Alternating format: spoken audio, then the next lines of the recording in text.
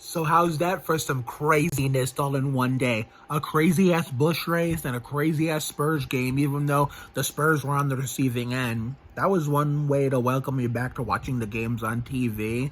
So, let's get into both of them. Let's talk about the Busch race first, since that came first.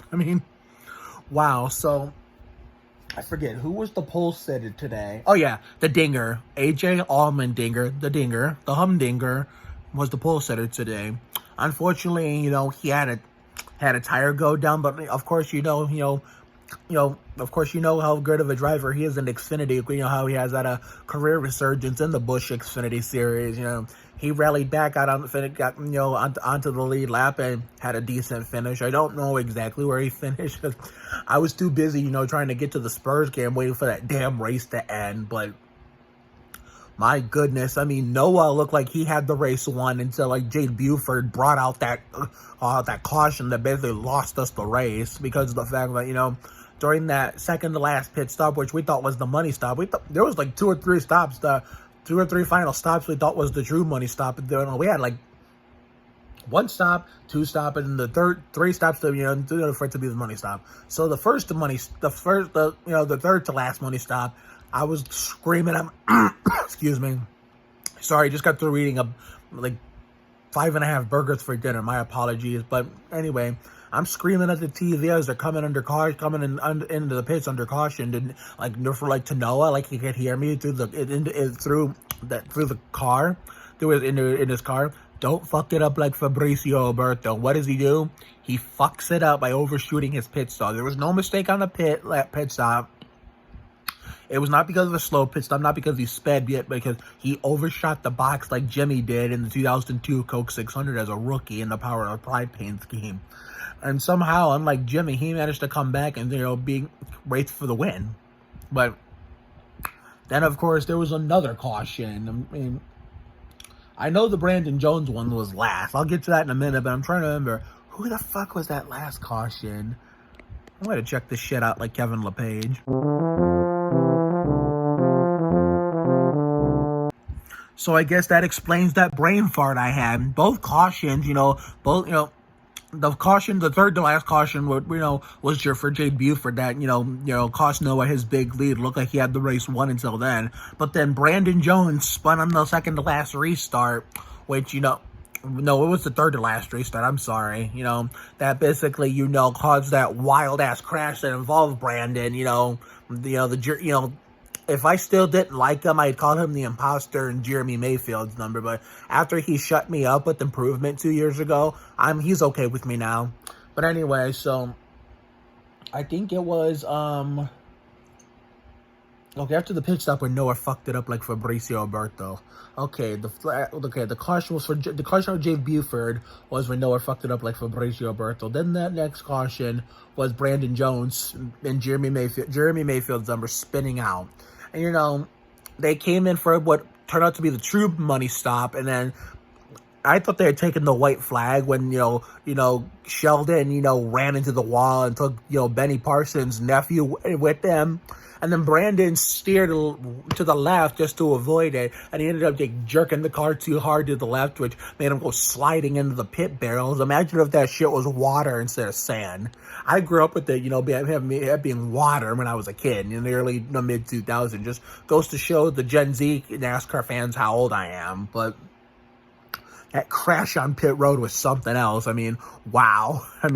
I could not believe it. And considering I knew they were going to red flag it, so I was flipping back and forth between the Spurs game with the Heat commentators and, see what was going on in the race. And then they finally got that shit back started. Allmendinger had worked his way back onto the lead lap. I don't know how if Austin Hill recovered or not after, he got rear-ended by Josh Berry, few laps into the race coming on the front straightaway, which, ruined his chances, obviously, for back-to-back wins to start the season 2 for 2. But after 3 overtimes, they finally got the shit over with, and Cole Custer got the win. And Noah Gragson, he just didn't get close enough. If maybe he had 5 more laps, he probably would have got him. Just like Hemrick's situation 2 years ago at Charlotte during the COVID restart, where, he was actually he was this close to actually winning at Charlotte 2 years ago during the COVID restart when there was no fans in the stands. I always say if Hemrick had one more lap in that race, then he probably would have passed Kyle Busch and beat him there. It's the same thing with Gregson the year before at MIS, when I was there. He was catching Reddick, but it was too little too late, and Reddick was the superior Busch Xfinity driver, at RCR, and then the year before Junior Motorsports. But MIS 2019, I figured, if they had like 5-10 more laps, Noah would have caught him, and then he would have, passed him and won the race for me in person. But, wow. Mike Skinner, same thing, 2002 Pop Secret 400. He had a car that was fast enough to win the race in the junk Morgan and Larry McClure Motorsports 4 Kodak Chevrolet. Because that was a lightning challenge in NASCAR 30,004 that proves it. So, therefore, that race had extended lap. If there was old green, white checkered in 2002, maybe Skinner wins that race. So, I've seen instances before where a driver just needed a few extra laps to, catch the lead or have a chance at a win. But, anyway, so, hopefully Gregson can win next week at his home track in Viva Las Vegas. So, therefore, I thought that was the craziest Busch race I've ever seen in a long time. Ty Gibbs, some contact with Daniel, sent him around. I mean, not that Daniel did anything, even though some idiot that I follow and who follows me back blamed Daniel for it. I mean, I can understand the bias and everything, but it's not like... Thing is, Hemrick held his line. And all Ty Gibbs did try to do was side draft him, and, he did a little too much, and it's him spinning through the grass. I mean, and Landon Castle... Sorry for the pause in between sentences. Good God. I mean, I ate so much today, but... Excuse me. Landon Castle, just right after the Austin Hill and the wall incident with Josh Berry, that thing grenaded, broke an oil line. I mean, with Austin Hill hitting the wall a few laps in, and then Landon Castle grenading his engine with the oil line a few laps later, today's race is off to a smashing start. And today proved, and that basically proved it was going to be one of those races where it was just going to be living la vida loca. I mean, you can't go wrong with a crazy race, whether it's the Winston Cup series, the Busch series, the Craftsman Truck series, and sometimes the ARCA Remax series. Hey, remember Bristol ARCA 2020 when they had lots of crashes? That was probably the best ARCA race I'd ever seen in my life at the time. But, Trevor Bayne won that first stage, unfortunately, for someone who was one of those many people who called him one-hit wonder because he got lucky and won the Daytona 500, because David Reagan got penalized on the penultimate restart for a change in lanes and then did nothing after that.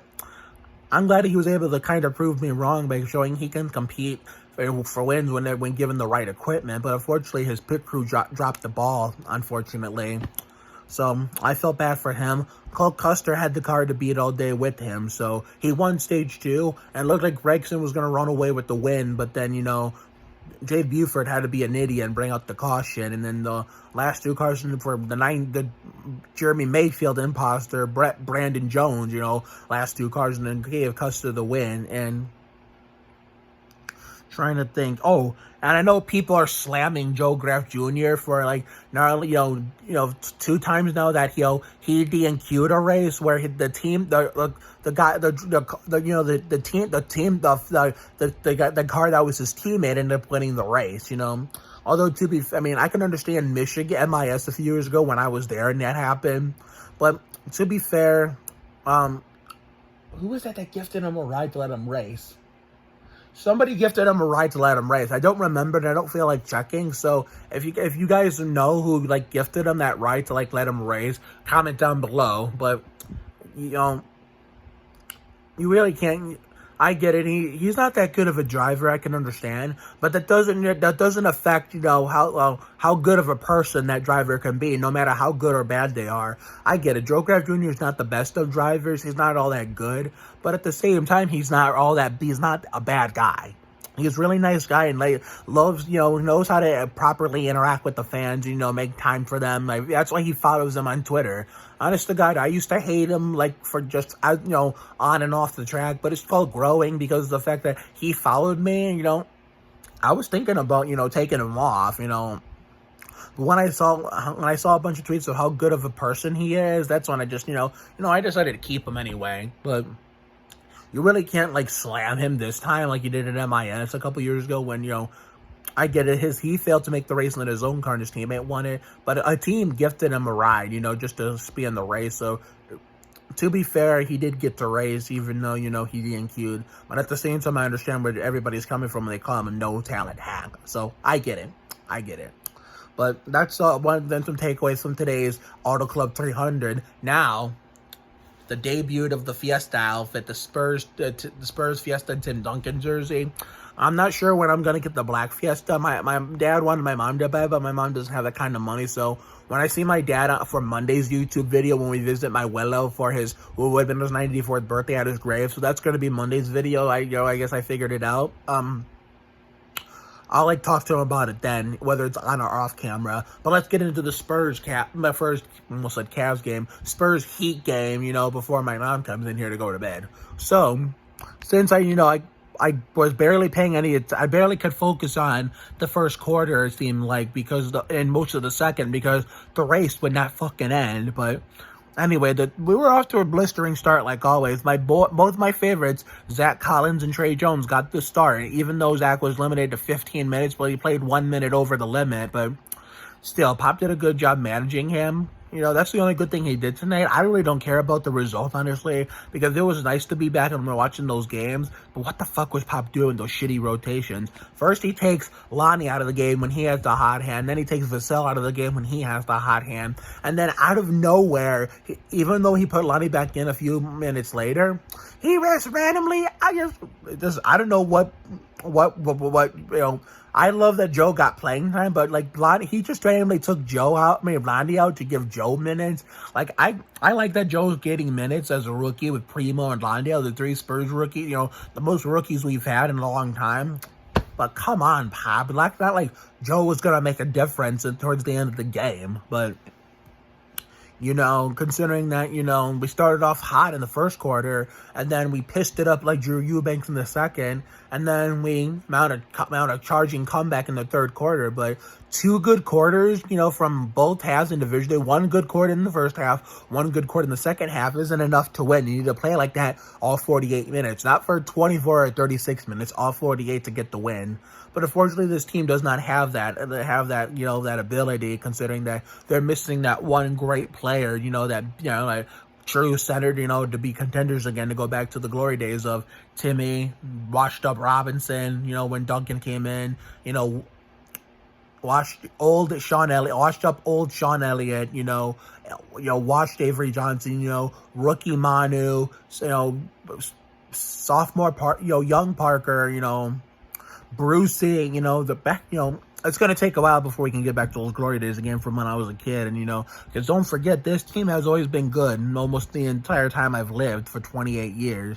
Since, me and Duncan first got there in the 97-98 season. Duncan, when he was drafted June 25th, 97, immediately, in the middle, that season was already in progress, because of, the Donut Repair Club with Rob Evans and Duncan was the mascot Donut. And so Tim was on TV during a Spurs home game in NBC. My dad was watching when I walked into the room on West 122nd. And so I saw it, made the connection. The rest is history. That's how I became a Spurs fan. For those who are wondering, how did I become a Spurs fan? You're welcome, so you don't have to harass me with that question anymore. But considering that was a crazy-ass game, to say the least, that's why I'm not even too upset, because along with the fact that it's my first game back watching it on TV, because it was not a blowout or nothing. It was, we weren't getting demolished. We kind of got we had a semi-huge deficit, but we managed to claw back in that fourth quarter, But, Keita Bates, though. Keita Bates, as much as I've, talk shit about him and how he,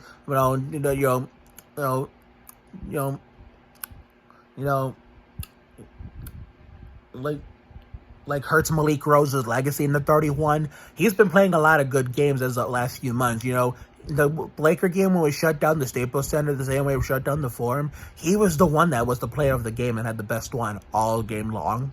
And then today, he kind of got us within striking distance, which was our last great desperation try to win. When he sunk a shot from way downtown, which I was screaming, bang, bang, Tito Puente, if Canada can actually continue to play good like this more often, maybe I'll put my slander to him for the rest for good, and maybe owe him a huge apology.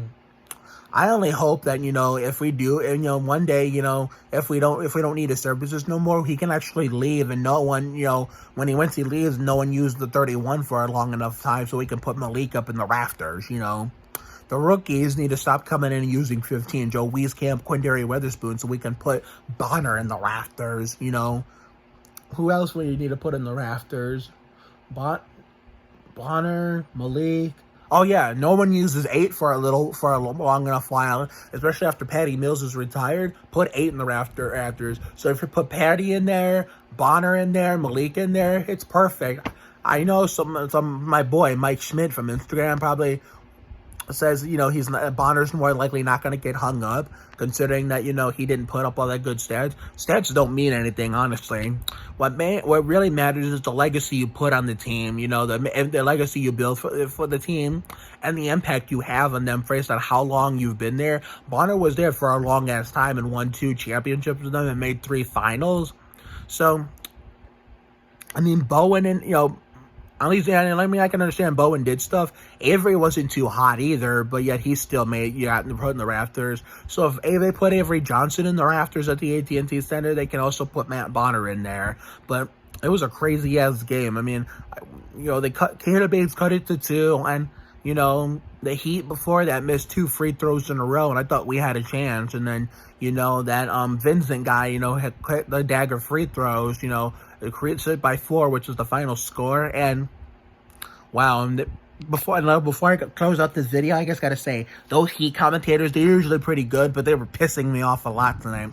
First, they were giving me PTSD flashbacks of that 2013 finals that we don't speak of, but yet the media, especially the Estupido Pendejo network, loves to bring up all the time, considering that they'll bring that shit up, but won't ever bring up what happened the next year, because they just don't want to, trash their poster boy, LeChump Shame. So therefore, that's part of why I don't like LeBron, considering that great player and everything, but he's a shitty person, and I will not miss him when he retires. So therefore, that's part of why. And 2, they kept, mixing up Trey Jones with Trae Young. First of all, Trae Young plays for the Hawks, And second of all, the difference is the spelling. Learn the difference. And I love Trey Jones, but he's not on the same level as Trae Young. So the Heat commentator, this is for you. So anyway, so the next video will be my NASCAR race review tomorrow for the NAPA Auto Parts 500 at California Speedway, the Winston Cup Series race. So, and, based on what I read on, about what happened in qualifying and practice today, with all the spinning and crashing, if we get a Wreck-A-Mole Derby tomorrow afternoon, I will not be surprised one bit. So, have a good night tonight and a better day tomorrow. Life will give you a lot of lows, but when you hit a high, enjoy it. It ain't for the weak. Goddamn, be you. You have to try harder to do less. So take care, everyone. Good night, and I'll see you all tomorrow for that next video.